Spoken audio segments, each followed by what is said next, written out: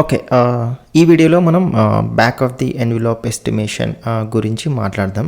So, ఇంతకుముందు వీడియోలో చెప్పినట్టనే ఇది ఏంటంటే మనం ఒక సిస్టమ్ కెపాసిటీని ఎలా ఎస్టిమేట్ చేస్తాం. సో, లైక్ పర్ఫార్మెన్స్ రిక్వైర్మెంట్స్ని మీట్ చేయడానికి. సో, ఇది బేసిక్గా నేను రఫ్గా చెప్పాలంటే it's a combination of vague estimation or assumption and ఒక స్టాండర్డ్ పర్ఫార్మెన్స్ నంబర్స్ని కన్సిడర్ చేస్తూ మనకి ఒక అండర్స్టాండింగ్ రావడానికి ఈ మన డిజైన్ మన రిక్వైర్మెంట్స్ని మీట్ చేస్తుందా లేదా అనేదే ఇది ఒక రఫ్ ఎస్టిమేషన్. దాన్నే బ్యాక్ ఆఫ్ ది ఎన్విలాప్ ఎస్టిమేషన్ అంటారు. సో, ఇప్పుడు ఒక ఎగ్జాంపుల్ తీసుకొని ట్రై చేద్దాం. సో, లైక్ ఎలా ఎస్టిమేట్ చేయొచ్చు ఒక డిజైన్ని ఒక సిస్టమ్ని డిజైన్ చేసేటప్పుడు. బిఫోర్ గోయింగ్ ఆన్ టు ఒక ఎగ్జాంపుల్, ఒక స్టాండర్డ్ జార్గన్స్ అయితే మనకు తెలియాలి. అది తెలిస్తే మనకు ఒక బిగ్గర్ పిక్చర్ని ఎలా క్యాలిక్యులేట్ చేయాలి అనేది ఒక ఈజీ అండర్స్టాండింగ్ ఉంటుంది. సో, ఏంటంటే ఇట్స్ జస్ట్ ది ఫ్యూ ఒక ఎంబీ అంటే ఎంత, కేబీ అంటే ఎంత, జీబీ అంటే ఎంత, అదన్నీ ఒక రఫ్గా చూద్దాం ఇప్పుడు. సో, నేను ఈ జార్గన్స్ తెలిస్తే ఒక like it will be easy. So, ఇప్పుడు ఫర్ ఎగ్జాంపుల్ మనం స్టాండర్డ్గా వాడేది బైట్స్లో చూస్తాం. సో, ఇప్పుడు ఏదైనా మాకు పెన్ డ్రైవ్ ఉన్నా, హార్డ్ డ్రైవ్ ఉన్నా, ఎంత ఎంబీ, ఎంత జీబీ, ఎంత టీబీ అని మనం స్టాండర్డ్గా వాడే పదాలు అవి. సో, ఇప్పుడు జస్ట్ ఐ థింక్ ఒక బైట్ వచ్చేసి అన్ని 8 బిట్స్ కదా. సో, ఇప్పుడు కన్వర్షన్, సో ఈ the intra conversions from KB to MB, MB two GB, GB to MB, TB two GB అది తెలిస్తే చాలా మంచిది. ఎందుకంటే మనం క్యాలిక్యులేషన్ చేసేటప్పుడు వేగ్గా మనం రౌండ్ ఆఫ్ చేసుకొని క్యాలిక్యులేట్ చేస్తాం కాబట్టి ఈ టర్మ్స్లో చెప్తే చాలా బాగుంటుంది. సో, ఇప్పుడు ఫర్ ఎగ్జాంపుల్ ఒక 1 KB. సో 1 KB అప్రాక్సిమేట్గా సో ఒక పవర్ ఆఫ్ 2స్లో చూసుకుందాం. సో పవర్ ఆఫ్ 2స్లో సో ఇట్స్ రఫ్లీ 2^10. సో మన స్టాండర్డ్ కమ్యూనికేషన్ పదాల్లో చెప్పాలంటే ఒక 1000. ఓకే. సో ఇది ఒక 1000. నా ఇప్పుడు ఒక ఎంబీ. సో ఎంబీ ఇది రఫ్గా వచ్చేసి 2 పవర్స్లో 2^20 అండ్ దీన్ని రఫ్గా ఒక 10 లక్షలు అనుకోండి. సో ఇది in better terms 1 million. Okay. So ఇది ఎంబీలో. జీబీలో వచ్చేసి సో జస్ట్ ది 2^30 అండ్ ఇది ఒక 100 crores. This is all the bytes of the data. Okay, so this is nothing but again 1 billion and ఇప్పుడు ఒక 1 TB. సో 1 TB వచ్చేసి 2^40. So ఇది రఫ్గా మన లాంగ్వేజ్లో చెప్పాలనుకుంటే ఇది ఒక 1,00,000 కోట్లు. Okay. So I'm just going to 1,00,000 crores అంటే 1 ట్రిలియన్. ఓకే. ఓకే. సో ఇంత తెలిస్తే చాలు. సో అట్లీస్ట్ కన్వర్షన్స్ ఎలా చేయాలి, సో లైక్ ఒక టీబీ నుంచి ఎంబీకి ఎలా చేయాలి అని తెలిస్తే చాలు. దీని తర్వాత పెటాబైట్స్ ఉంటుంది. So again that's 2^50. సో ఇది లైక్ కోట్లు something like that. 1 petabyte. So it's 2^50 quadrillion. That's so if we know this jargon, it should be a good starting point for us to estimate storage కానీ other requirements. Down the line ఒక example తీసుకొని చెప్తాను. So దానికి so తర్వాత దీనికన్నా మనకు ఒక performance numbers ఉంటాయి. సో పర్ఫార్మెన్స్ నంబర్స్ అంటే ఏంటి? సో బేసిక్గా ఎంత టైం తీసుకోవాలి ఒక ideal operation. It can be like మన మెమరీని యాక్సెస్ చేసుకుని ఒక డేటా రావాలా, లేకపోతే ఒక రిక్వెస్ట్ రెస్పాన్స్ డేటా మూమెంట్ ఎంత ఐడియల్గా ఉంటే గుడ్ సిస్టమ్ అని అంటారు. అవన్నీ ఒక స్టాండర్డ్ numbers like how fast such operation should take అనేది ఒక దాన్నే ఒక latency numbers. So the lesser the latency number the better our system it's been అని. That's a good criteria to measure how well we have designed our system అనేసి. So ఇప్పుడు మనకి కావాల్సినది the latency numbers. So ఇవి కూడా మనకి ఒక ideal numbers for standard things idea ఉంటే చాలా మంచిది. So it's good to know. Okay, so ఇప్పుడు ఫర్ ఎగ్జాంపుల్ ఇవన్నీ ఒక నానో సెకండ్స్, మైక్రో సెకండ్స్, మిల్లీ సెకండ్స్లో I'll try to quote it in. Okay, so first వచ్చేసి the L1 cache reference. So ఇది ఏంటి? సో బేసిక్గా మనకు ఒక CPU ఉందా? So CPU core. So it sits right next to CPU core. It's like ఒక చిన్న మెమరీ అనుకోండి. ఫర్ ఎగ్జాంపుల్ మన కిచెనే ఉంది. మన కిచెన్ దగ్గర మన వంట చేసేటప్పుడు కామన్ ఇంగ్రీడియంట్స్ అన్నిట్లోకి వేసేది ఏంటి? ఉప్పు, కారమో, లేకపోతే నూనె, అవన్నీ పక్కనే ఉంటాయి కదా. సో సంథింగ్ లైక్ దాట్ మన గ్యాస్ పక్కనే ఉండే ఐటమ్. సిమిలర్ టు దిస్ ఒక CPU కోర్ పక్కనే ఒక చిన్న మెమరీ వేర్ దాంట్లో ఏం పెట్టుకుంటాం? ఒక most frequently ask thing, like మనం ఎక్కువ యూస్ చేసేది. ఫర్ ఎగ్జాంపుల్ నేను ఒక బ్రౌజరే ఓపెన్ చేశాను, అది ఒక ప్రోగ్రామ్. ఓకే, ఒక గూగుల్ క్రోమ్ బ్రౌజర్ ఓపెన్ చేశాను. నేనేం చేస్తాను? Every time I open my laptop, the majority in at any cost I open that browser. So అప్పుడు we know that this is the like most commonly used application program in our application. అప్పుడు మన processor ఏం చేస్తుంది? ఈ browser related ప్రోగ్రామ్ని ఈ L1 క్యాష్లో పెడుతుంది. ఎందుకంటే మనకు ఫాస్టర్ రిట్రీవల్. సో దానికి తెలుసు this is the thing that we mostly use on hour systems. So ఇలాంటి మోస్ట్ యూస్డ్ ప్రోగ్రామ్స్ ఇలా L1 క్యాష్లో పెట్టుకొని ఫాస్టర్ రిట్రీవల్, లేకపోతే నువ్వు క్లిక్ చేసిన వెంటనే ఓపెన్ అవ్వడానికి కారణం ఇది.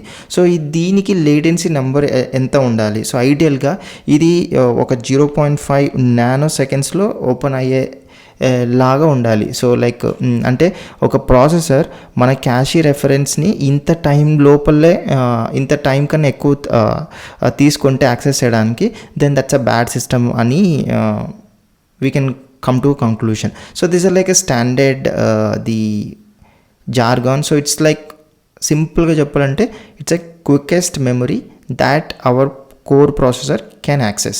Okay, so ఇప్పుడు నెక్స్ట్ వచ్చేసి the branch mix predict. So ఇది ఏంటి? సో బేసిక్గా ఇప్పుడు ప్రాసెసర్ కూడా కన్ఫ్యూజ్ అవ్వచ్చు, లైక్ ఏ part of the program next execute చేయాలి అనేది.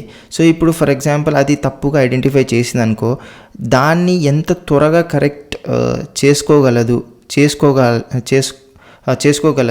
సో దాన్ని ఎంత టైం ఉండాలి?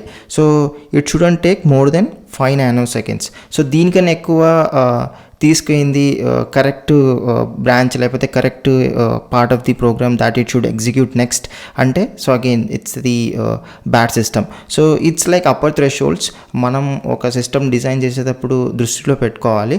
So that at least we meet, it's not necessary that we meet all of these things, but ఒక దీంట్లో at least majority of them meet చేయడానికి ట్రై చేస్తే it's like good knowledge that we also will possess when we are designing a system. Okay, so తర్వాత వచ్చేసి ఇది ఒక L2 క్యాషే reference. So ఇది కూడా మన ది సిపియులోనే ఉంటుంది, but it's quite little far from our the L1 cache. So దీంట్లో కూడా like let's say some background processors, the other things that we wanted to execute store చేసుకుంటాము. సో దీని threshold వచ్చేసి 7 నానో సెకండ్స్. సో దీనికన్నా ఎక్కువ వెళ్ళకుండా చూసుకోవాలి. So ఇప్పుడు వచ్చేసి important point, the mutex lock or unlock. So ఇది important concept, maybe we will discuss later. So ఇది ఏంటి? సో బేసిక్గా మనకి different parts of the program ఉంటాయి. So like multiple programs. So ఇప్పుడు ఏం చేస్తుంది, దానికి both programs need same resource. So ఇప్పుడు ఇవి ఎలా టర్న్స్ తీసుకుంటాయి ఆ రిసోర్స్ని యాక్సెస్ చేయడానికి. సో అండ్ స్విచ్ ఈ ప్రోగ్రామ్ నుంచి ఆ ప్రోగ్రామ్కి స్విచ్ అవ్వడానికి ఎంత టైం తీసుకోవాలి ఐడియల్గా అనేది ఇది. సో ఇది ఐడియల్గా 100 నానోసెకండ్స్. సో ఇంత తీసుకోవాలి. సో నెక్స్ట్ వచ్చేసి the main memory reference. So main memory మనకంతా తెలిసిందే. So it's basically the RAM. Okay, so the main memory reference it's the RAM. So ఇది వచ్చేసి ఇది కూడా ది 100 నానోసెకండ్స్. సో దీనికన్నా ఎక్కువ తీసుకోకూడదు. సో లైక్ వి నో క్యాషీ కన్నా స్లో, బట్ ఎక్కువ స్టోరేజ్ ఉంటుంది కంపేర్ టు క్యాషీలో ఏంటి ఓన్లీ కేబీస్లో మాత్రమే స్టోర్ చేసుకోగలం. ఇది కొంచెం we can have in GBs. Okay, so that's the better idea. Okay, so RAM అయిపోయింది, మెయిన్ మెమరీ రెఫరెన్స్ అయిపోయింది. సో ఇప్పుడు ఓకే, మనం ఒక డేటాని సెండ్ చేస్తున్నాం from one network to another, like we are transferring data.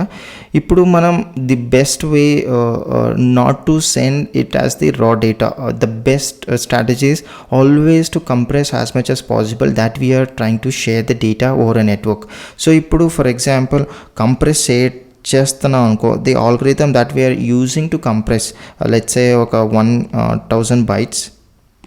Okay, any software. So ఇది 10 microseconds కన్నా ఎక్కువ తీసుకోకూడదు. తీసుకుంటే మన compression algorithm we should change అనేది, that's the good signal that we should look upon అనేసి. So okay, so ఈ compression కూడా ఇంపార్టెంట్. సో ఇది 10 మైక్రో సెకండ్స్ కన్నా ఎక్కువ తీసుకుంటే దెన్ దీని గురించి మనం ఆలోచించాల్సి వస్తుంది. సో ఇప్పుడు నేను చెప్పింది ఇంకోటి, నెట్వర్క్లో మనం డేటా ట్రాన్స్ఫర్ చేస్తున్నాం కదా. సో ఐడియల్గా ఈ data transfer assume like okay we're sending like 2K bytes. And the network speed వచ్చేసి లైక్ 1 gigabits per second అనుకోండి. So the network speed that ఆ నెట్వర్క్లో ఎన్ని bits are flowing per second. So that's its capacity. So ఇది it shouldn't take more than let's say 20 microseconds. So this is like again one more criteria that we should keep in consideration. Okay, ఇప్పుడు okay sending అయిపోయింది, compression అయిపోయింది. ఇప్పుడు ఒక మన డేటాని read చేయాలి మన మెమరీ నుంచి, ఒక 1 MB కానీ 5 MB కానీ 10 MB. సో మెమరీ నుంచి ఈ రీడ్ చేసేటప్పుడు the ideal time it should take is 250 microseconds కన్నా ఎక్కువ తీసుకోకూడదు. Like that's one more the criteria that we should keep into consideration from memory. Okay, so ఇది వచ్చేసి 250 microseconds. ఓకే, సో ఇది reading data అనమాట. సో ఎంత fast ఉంటే అంత మంచిది.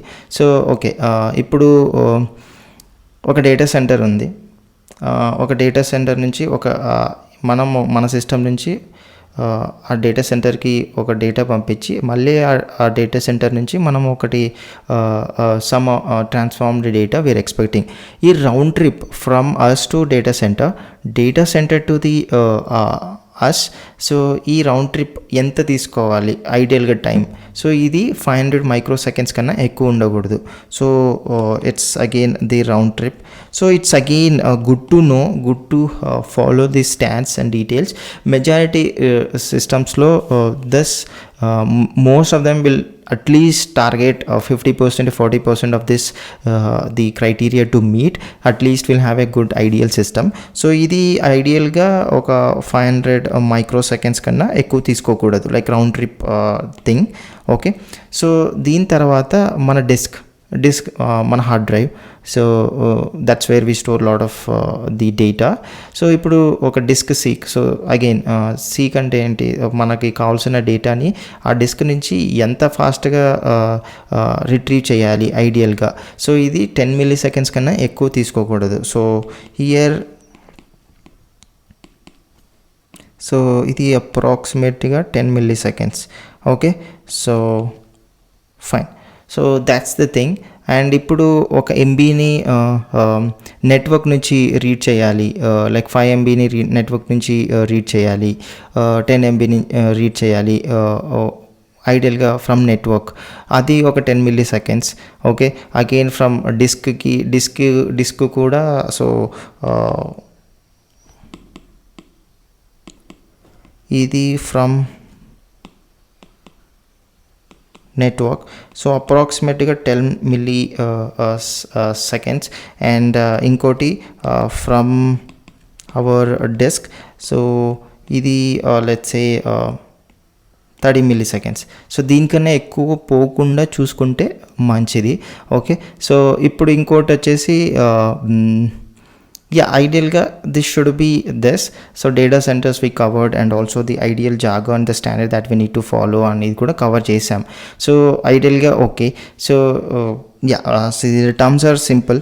So 1 nanoseconds we know 10 power minus 9 seconds, microseconds is 10 power minus 6, and milliseconds is 10 power minus 3 seconds. So దాంట్లో ఆ యూనిట్లోనే we try to cover the standard latency numbers that we should keep in to consideration while we're designing a system. Okay, so అది the thing. So conclusion ఏంటి అబ్బా, ఇవన్నీ ఈ numbers okay, it might be intimidating. These numbers that we are trying to see might be very intimidating. So conclusion అంటే ఏంటి? Conclusion so simple. మనకి ఇప్పుడు తెలిసింది ఏంటి, మెమరీ ఫాస్ట్ ఉంటుంది కంపారేటివ్లీ టు డిస్క్ స్లో ఉంటుంది. అండ్ ఇంకోటి ఏంటంటే as much as possible disk seeks మనం అవాయిడ్ చేస్తే మన సిస్టమ్ చాలా ఫాస్ట్ ఉంటుంది అనేది ఒక కంక్లూషన్. ఓకే, అండ్ ఇంకోటి మనం డేటా సెండ్ చేసేటప్పుడు ఒక నెట్వర్క్స్ కంప్రెస్ చేయటం చాలా మంచిది, ఎందుకంటే the bandwidth the amount of data మనం ట్రాన్స్ఫర్ చేసేది will reduce drastically. So the faster it will reach the other end. Okay, and the best compression algorithms వాడితే చాలా మంచిది. And I think that's the conclusion with this latency numbers we should know or we should make from this. Okay, so ఇప్పుడు వచ్చేసి we learnt about latency numbers. ఇంకోటి standard మనం చూసేది ఇప్పుడు మనం మెజారిటీ రిసోర్సెస్ దీస్ డేస్ ఎక్కడ create చేస్తున్నాం, క్లౌడ్స్లో లైక్ AWSలోనే కానీ, GCPలోనే కానీ, అజూర్లోనే కానీ. Majorly these 3 are the core players in the industry right now. So ఇప్పుడు మనం ఒక రిసోర్స్ని క్రియేట్ చేసేటప్పుడు the agreement that happens between మీ the consumer and then the service provider, the tech giants, ఒక జాగన్ మనం వింటూనే ఉంటాం లైక్ ది SLA అంటే ఏంటి, like service level agreement. So service level అగ్రిమెంట్లో we'll see some numbers like 99%, 99.999 అనేది. అవి ఏంటి, అది ఏం కథ, what does that signify? So ఆ నంబర్స్ ఏం సిగ్నిఫై చేస్తాయంటే the availability. So it's the assurance that the service provider provides to consumer, మనలాంటి వాళ్ళకి మన సిస్టమ్ ఎంతసేపు అప్ టైం ఉంటుంది, the least very bad scenarios ఎంతసేపు డౌన్గా ఉంటుంది అనేది, that's the SLA, service level agreement. So ఇప్పుడు మనకి ఇక్కడ 99స్లో 99% అనేది ప్రొవైడ్ చేస్తారు కదా. సో ఐడియల్గా వాళ్ళు 99 to 100 రేంజ్లో ఉంటుంది ఆ number. So the more than 9s the downtime of our system is very less. Okay, so for example ఇప్పుడు అవైలబిలిటీ 99% అని చెప్పారనుకో సర్వీస్ ప్రొవైడర్. సో ఇప్పుడు ఐడియల్గా రఫ్ ఎస్టిమేషన్ డౌన్ టైం మన సిస్టమ్ ఒక రోజుకి ఎంతసేపు ఉంటుంది అంటే, so 14.4 minutes it's per day down time. Okay, so 14.4 minutes per day అంటే రఫ్ ఎస్టిమేషన్ ఒక సంవత్సరానికి ఎంత, ఒక 3.5 రోజులు అనుకో. Okay, so here this is downtime. So ఇది like let's say greater than 3.5 days. Okay, rough estimation. So 99% availability అని చెప్పారనుకో, సో ఇంత టైం మన సిస్టమ్ డౌన్ టైంని ఎక్స్పెక్ట్ చేయొచ్చు. ఓకే, సో ఇప్పుడు 99.9% చెప్పారనుకో. Okay, so this amounts to better up time of our system. So ఇక్కడ like let's say this goes to 1.44 minutes down time per day. And ఐడియల్గా ఇది ఒక సంవత్సరానికి like let's say greater than this 8.5 రోజులు. Okay, so this not days, it's hours, sorry. So hours. Okay, so ఇప్పుడు ఇంకొక 9 పెరిగింది, 99.9%. Okay, so ఇప్పుడు 99.99% చెప్పారు కాబట్టి, సో ఇక్కడ down time per day would be in seconds. Now drastically up time of our system goes up. The more the nines, the better our system performs, and the uptime of a system increases. So ikkada around roughly like 52 minutes down untadi per year. Inko 9 bencham anuko. So these are like standard numbers from their official white papers and all that stuff. Okay, so ippudu idi like this would be like 864 milliseconds. So ఇది ఇంకా డ్రాస్టిక్గా 5.26 minutes ఉంటుంది. Okay, and ఇంకొక 9 పెంచామనుకో, so this would be like too much promising system. So ఒక రోజుకి we'll have this much 86.4 milliseconds down time, and సంవత్సరానికి like 31.56 seconds. Okay, so ఇది numbers. So this numbers not important. So availability numbers అంటే ఏంటి, 9 nines అంటే ఏంటి, దాని అర్థం ఏంటి అని తెలుసుకుంటే చాలు. So it's that thing. Okay, fine. So ఇప్పుడు మనకి అట్లీస్ట్ స్టాండర్డ్ జార్గన్ ఏమేం కావాలి అని తెలుసుకున్నాం. లైక్ ది బైట్స్ కన్వర్షన్స్ తెలుసుకున్నాం, లేటెన్సీ నెంబర్స్ ఐడియల్గా ఎలా ఉండాలో తెలుసుకున్నాం, అవైలబిలిటీ నెంబర్స్ కూడా ఏంటి అనేది తెలుసుకున్నాం. ఓకే, ఇప్పుడు ఒక ఎగ్జాంపుల్ తీసుకుందాం. ఓకే, సో ఎగ్జాంపుల్ తీసుకుందాం. I think I use most is Twitter. So ఇప్పుడు ట్విట్టర్ ఒక ఎగ్జాంపుల్ తీసుకుందాం. ఓకే, ఇప్పుడు మనకి రఫ్గా ట్విట్టర్కి ఒక్క సెకండ్కి ఎన్ని క్వెరీస్ వస్తుండొచ్చు. ఓకే, అండ్ దానికి స్టోరేజ్ ఎంత కావాలి అనేది మనం ఎలా ఎస్టిమేట్ చేస్తాం అనేది ఇప్పుడు ఒక ఎగ్జాంపుల్ తీసుకుందాం. Okay, so example we will take Twitter and QPS అని రాస్తాం. It's like query per second and storage. Okay, so fine. So ఇప్పుడు మన అజంప్షన్స్ ఏం చేసుకోవాలి? సో ఫస్ట్గా ఐడియల్గా మనం ఎలా ఆలోచిస్తాం? ఓకే, క్వెరీ పర్ సెకండ్ ఎంత అని అడుగుతున్నాము, అండ్ ఆల్సో స్టోరేజ్ ఎంత కావాలి మనం ఈ సిస్టమ్ని సపోర్ట్ చేయాలి అంటే. సో బేసిక్గా మనం అడగాల్సిన క్వశ్చన్ ఏంటి, సరే దానికి ఎంతమంది యూజర్స్ ఉన్నారు, అండ్ ఎంతమంది డైలీగా వాడుతున్నారు, అండ్ ఒక్క యూజర్ ఎంతసేపు, లేకపోతే ఇక్కడ మెట్రిక్స్ని కన్వర్ట్ చేసుకోవడం చాలా ఇంపార్టెంట్. ఫర్ ఎగ్జాంపుల్ నేను అజంప్షన్స్ రాస్తా. So okay, assumptions let's say that active users ఒక 30 crores. Okay, so these are like active users. Okay, and active users ఒక 30 కోట్ల మంది ఉన్నారు. ఓకే, దీంట్లో లెట్స్ అజ్యూమ్ లైక్ ఓన్లీ ఒక 50% అంటే like 15 crores people okay use daily. Okay, మిగతా 15 కోట్ల మంది ఓకే జస్ట్ క్రియేట్ చేసుకొని పెట్టారు, కానీ వాళ్ళు ఎక్కువ యాక్టివ్ ఉండరు, just they are not using. Okay, so ఇప్పుడు ఈ టోటల్ యూజర్స్ని అజంప్షన్ చేసుకున్నాం. ఓకే, ఇప్పుడు ఒక 15 కోట్ల మంది యాక్టివ్ ఉన్నారు కదా, ఒక్క యూజర్ ఐడియల్గా యావరేజ్గా ఒక 2 ట్వీట్లు వేస్తున్నాడు అనుకుందాం. ఓకే, సో ఇప్పుడు ఇది ఒక అజంప్షన్, ఇది ఒక అజంప్షన్. ఇది ఇప్పుడు యూజర్ ఒక 2 ట్వీట్లు వేస్తున్నాడు like per day. Okay, these are like on average. Okay, ఒకడు 10 వేస్తుండొచ్చు, ఒకడు 1 వేస్తుండొచ్చు, ఒకటి n అని వేస్తున్నాడు. Just like it's like average. Okay, so okay now ఇప్పుడు దీంట్లో ఒక 10% లేకపోతే 15%, 20% మీడియా కంటైన్ చేస్తుంటాయి. అంటే ఆ ట్వీట్లో ఒక ఇమేజ్ అటాచ్ చేస్తుంటారు, లేకపోతే వీడియో అటాచ్ చేస్తుంటారు, some kind of media. Okay, so let's just take 10%. Okay, ఇక్కడ 10% of tweets contain media, and we are just assuming 90% of the rest of the tweets only text గా వాళ్ళు tweet చేస్తున్నారని assumption.